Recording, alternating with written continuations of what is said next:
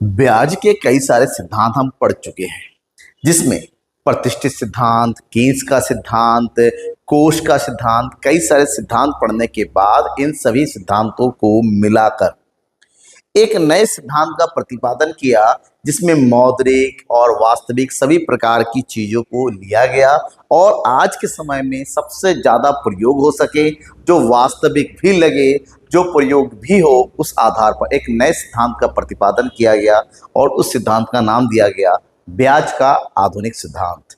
हम यहाँ पर ये पढ़ेंगे कि वास्तव में आज के समय में जो मॉडर्न टाइम है कि ब्याज का निर्धारण आखिर होता क्या है, क्योंकि हम अपनी आवश्यकता की पूर्ति के लिए कहीं ना कहीं किसी न किसी प्रकार से लोन तो लेते ही हैं, उधार लेते हैं। अब उस उधार की पूर्ति करने के लिए हमें क्या कहते हैं, तब तक जब तक पेमेंट ना करें हमें उसका ब्याज तो देना ही पड़ता है।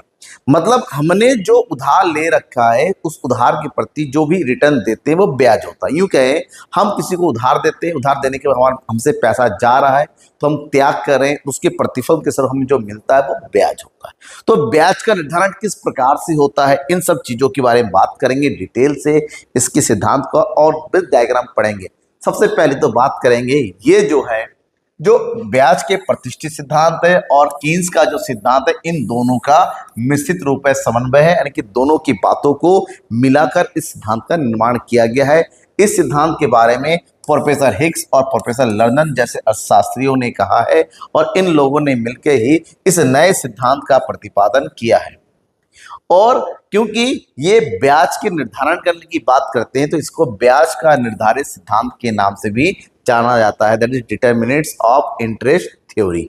तो यहाँ पर इस सिद्धांत के अंतर्गत क्या क्या चीजें हैं वो समझना पड़ेगा, क्योंकि मैंने कहा कि आधुनिक ब्याज का सिद्धांत का निर्धारण, ये जो समस्याएं हैं मौद्रिक और अमौद्रिक के बीच के संतुलन के आधार पर होता है।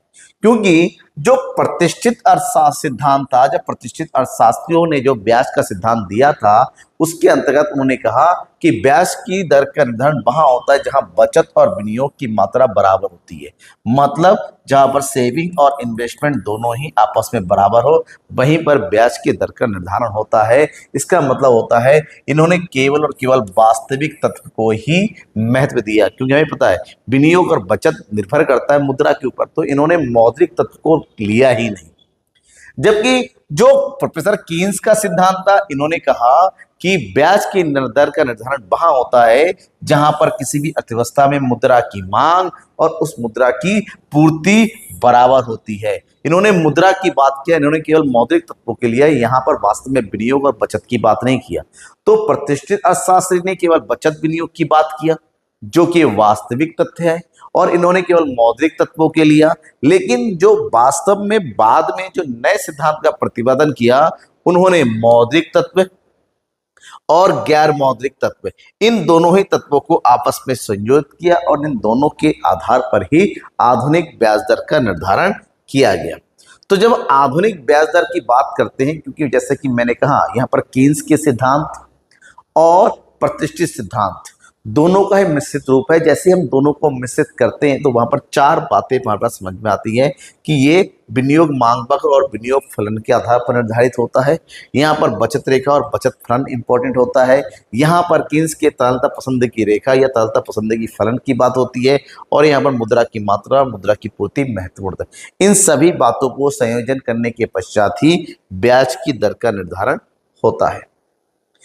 नॉर्मली क्या है, विनियोग और बचत फलन वक्र सबसे पहली बात करते हैं। विनियोग और बचत फलन, विनियोग विनियोग और बचत की समानता के आधार पर ही विनियोग ने कहा किसी भी अर्थव्यवस्था में सबसे जरूरत है लोग बचत कैसे करते हैं, और बाद में बचत को ही विनियोग के रूप में दिखाया जाता है। मतलब एक ऐसा बिंदु जहां पर जो, क्योंकि विनियोग एक बार ही होता है, अल्पकाल में जो है इसको परिवर्तन नहीं होता है, जबकि बचत की बहुत सारी स्थितियां होती हैं। आय के आधार बचत, आय बढ़ती चली जाती है, बचत को बढ़ाते चले जाते हैं। तो एक ऐसी बिंदु जहां पर वास्तव में बचत और विनियोग दोनों ही आपस में बराबर हो, उसी दर पर जो है किसका निर्धारण होता है, ब्याज की दर। तो यहाँ पर बचत तभी हमारा ज्यादा होता है जब ब्याज की दर हमारी ज्यादा होती है। ठीक है, तो नॉर्मली ये हो गया। नेक्स्ट पॉइंट था तरलता पसंद की रेखा। तरलता पसंद की मतलब होता है मांग, मुद्रा की मांग। मुद्रा की मांग हमेशा कम ब्याज दर पर अधिक की जाती है।